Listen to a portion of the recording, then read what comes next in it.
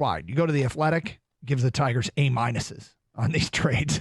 And elsewhere, they're getting C's and D's, and it's being called an underwhelming return.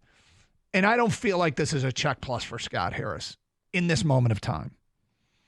The snapshot of time that is right now, this feels like I'm going to go with C work.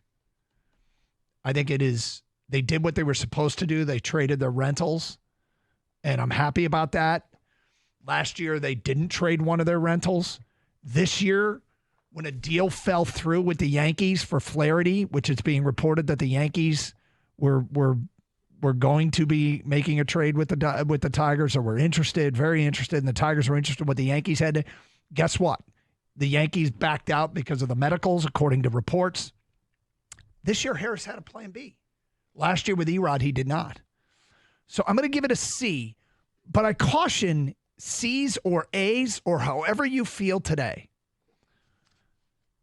JV for Daz Cameron, Franklin Perez, and Jake Rogers back in September of 2017, ESPN gave the Tigers an A. They got an A. And in retrospect, that's a three-pronger. Do we give a flying you-know-what about that today? About the A they got? Nope. On paper, it was called a win for the Tigers to go get those three caliber prospects. And here we are 7 years later, and I think we'd all give it an E in retrospect to move one of the great pitchers in Tiger history for essentially, a catcher. Jake Rogers is what he is.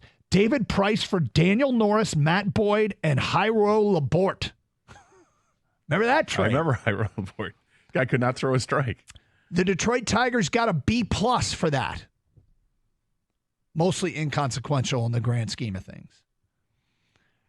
The on-paper part of this trade, I would not give an A.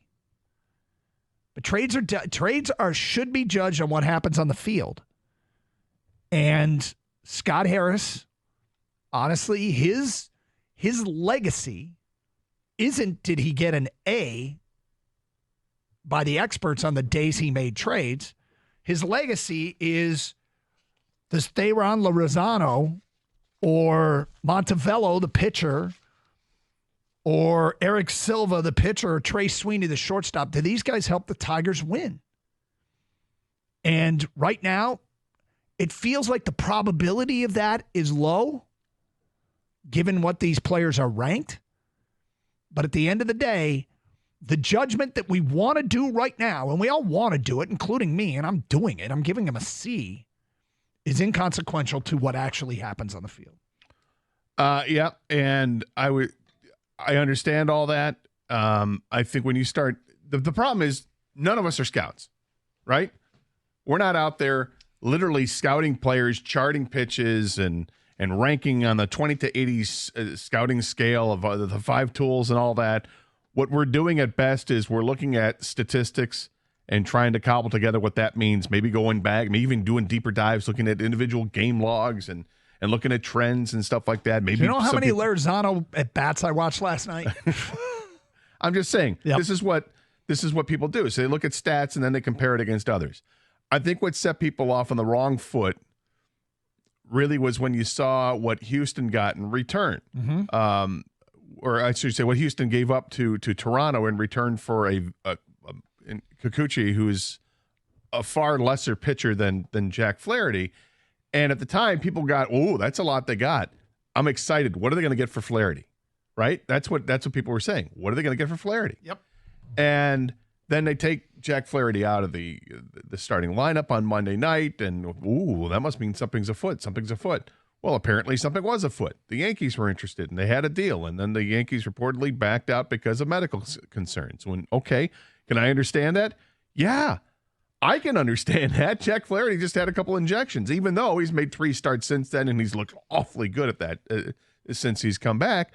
But, if you're the Yankees and you're talking about parting with one of your better prospects, then you're probably going to say no. And they did. So he had a plan B. He learned from last year, got the plan B. But again, but depending what reports you look at, it didn't seem like that the plan. This is more like a plan C. Like they tried to get a plan B, and then the Dodgers backed out, and I'm not sure how that all worked out. And the only people that really know are Scott Harris and the GM of the Dodgers of what really went down.